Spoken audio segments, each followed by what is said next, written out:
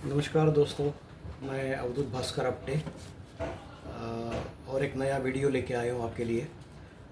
जैसे मैंने पहले बताया था कि पहले एक वीडियो दिया था बेसिक्स ऑफ एयर कंडीशनिंग, जिसमें मैंने आपको सर्किट एक्सप्लेन किया था। उसी के कंटिन्यूशन में और एक कंप्रेसर के ऊपर मैंने उसके फंक्शनैलिटी के ऊपर वीडियो डाला था। अभी उसी सर्किट में जो तीसरा मेजर कंपोनेंट आता है वो है कंडेंसर असेंबली, जिसके बारे में मैं आज आपको विस्तार से बताऊंगा। अभी कंडेंसर जनरली लोकेट किया जाता है रेडिएटर के सामने गाड़ियों में या मशीन के ऊपर। डिपेंड करता है कौन सा टाइप का मशीन है, मतलब उसमें जो पंखा लगा है वो पुशर है या पुलर है, उसके ऊपर डिपेंडेंट रहता है कंडेंसर का लोकेशन। अभी गाड़ियों में जनरली बिकॉज गाड़ियाँ 99% फॉरवर्ड मोशन में चलती है, बहुत कम रिवर्स में चलती है। इसकी वजह से जो पंखा रहता है वो हमेशा पुलर रहता है। मतलब आपके अगर गाड़ी सामने की दिशा में जा रही है तो अंदर आने वाला हवा या जो रेडिएटर के सामने, कंडेंसर के सामने जो पंखा लगा है उसका हवा जो खींचती है वो अंदर की तरफ आनी चाहिए, क्योंकि जो हवा रेडिएटर से पास होती है और जो इंजन की तरफ जो अंदर का पंखा लगा रहता है वो भी हवा अंदर की तरफ ही खींचता है। मतलब इसको हम पुलर फैन बोलते हैं कि तीनों हवा का डायरेक्शन गाड़ी के डायरेक्शन के मोशन के विपरीत होना चाहिए। विपरीत नहीं, सॉरी, इन लाइन होना चाहिए। जैसे गाड़ी के सामने से जो हवा आ रही है वो कंडेंसर फैन उसी हवा को पुश करते हुए रेडिएटर से पुश करते हुए इंजन की तरफ फेंकता है, जो फायरवॉल से होके नीचे फ्लोरिंग से नीचे से चली जाती है।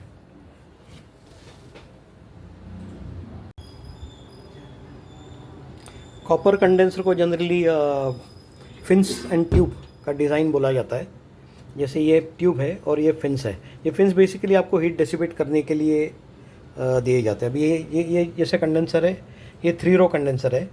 जैसा आप देख सकते हो कि ये पहला, दूसरा और ये तीसरा, और ये तीन रो का कॉमन हेडर ये इस तरफ से बाहर आके ये तीनों हेडर एक मेन ट्यूब को कनेक्ट किया है, जो कॉमन आउटलेट बाहर ले लेता है।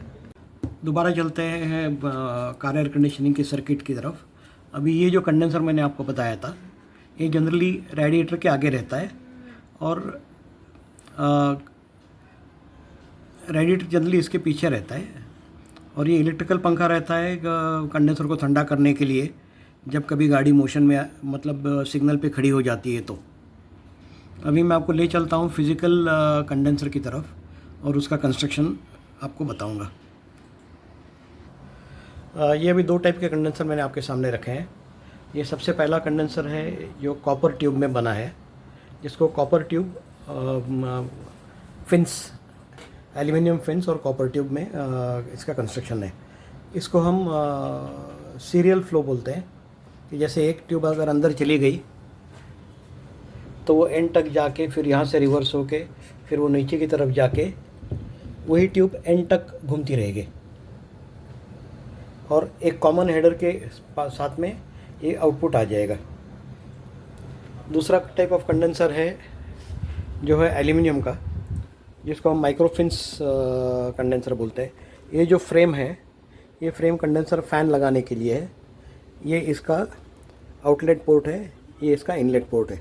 अभी अगर ये कंस्ट्रक्शन देखेंगे आप तो ये पैरेलल फ्लो कंडेंसर है। पैरेलल फ्लो का मतलब है यहाँ से यहाँ तक एक ट्यूब है, यहाँ से यहाँ एक ट्यूब है। ये पूरे जो ट्यूब्स है ये पैरेलली एक दूसरे को चलती है और लास्ट के इसमें से ये वापस रिटर्न इनलेट आउटलेट पोर्ट की तरफ आ जाता है।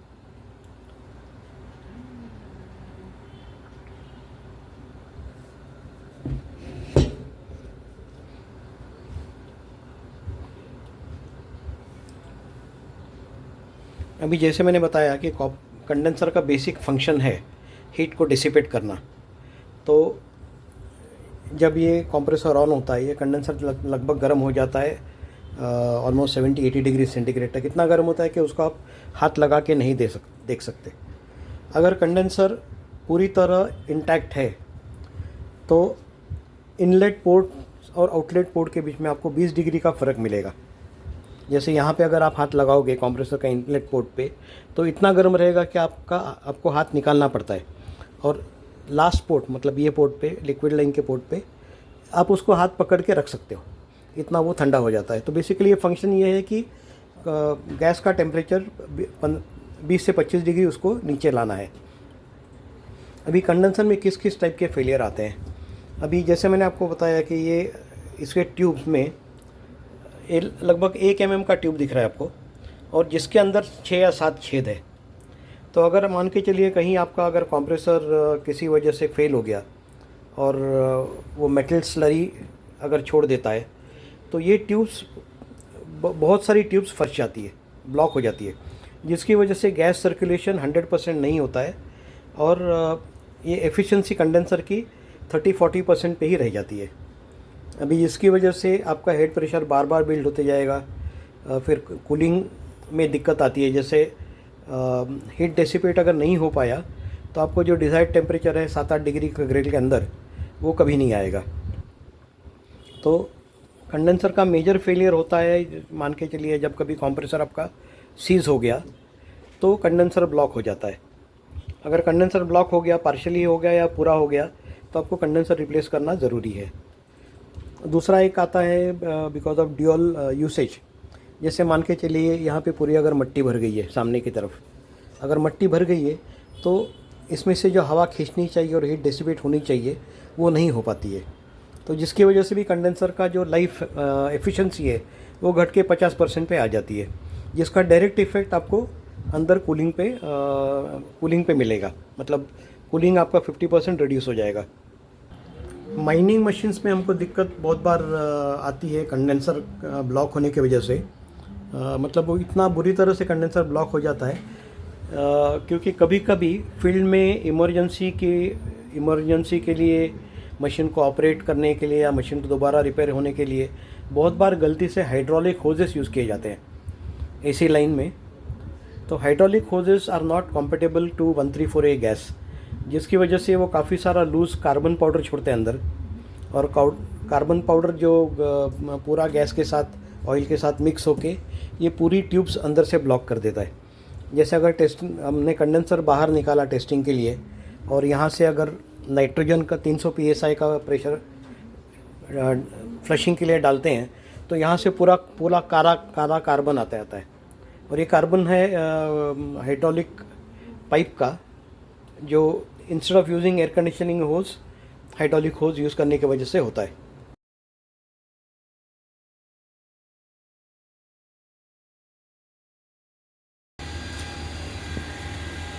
Three row 7 mm copper tube condenser used in mining.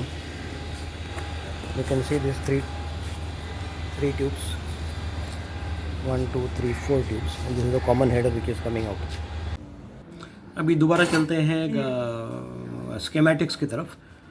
जैसे मैंने बताया कि ये कंडेंसर है, और यहाँ पे अगर पूरा आपका ब्लॉक हो गया सिस्टम किसी वजह से, मट्टी की वजह से, या तो ये हीट डिसिपेशन बंद कर देता है, जिसका लोड कंप्रेसर के ऊपर आता है। दूसरा है, ये अगर आपका कंडेंसर फ़ैन बंद पड़ा किसी वजह से because of usage, because of life, because of fuse blowout होने की वजह से, या कभी कभी इसके अंदर कुछ फंस जाता है, फंसने की वजह से वो ब्लोअर कंडेंसर फ़ैन इतना ज़्यादा करंट लेता है कि जिसकी वजह से फ्यूज़ उड़ जाता है। तो अगर ये फ्यूज़ उड़ गया तो भी कंडेंसर मतलब वो ऑन नहीं होगा, जिसकी वजह से ये हेड प्रेशर, कंडेंसर की वजह से हेड प्रेशर बढ़ता है। अभी ये है बेसिक फंक्शन कंडेंसर का जो मैंने आपको बताया। मैंने आपको दो अलग अलग टाइप के भी कंडेंसर भी दिखाए, जिसमें एक है कॉपर, एक है एल्यूमिनियम। एल्यूमिनियम में भी सर्पेंटाइन फ्लो आता है और पैरेलल फ्लो आता है। कॉपर में जनरली सर्पेंटाइन फ्लो ही होता है।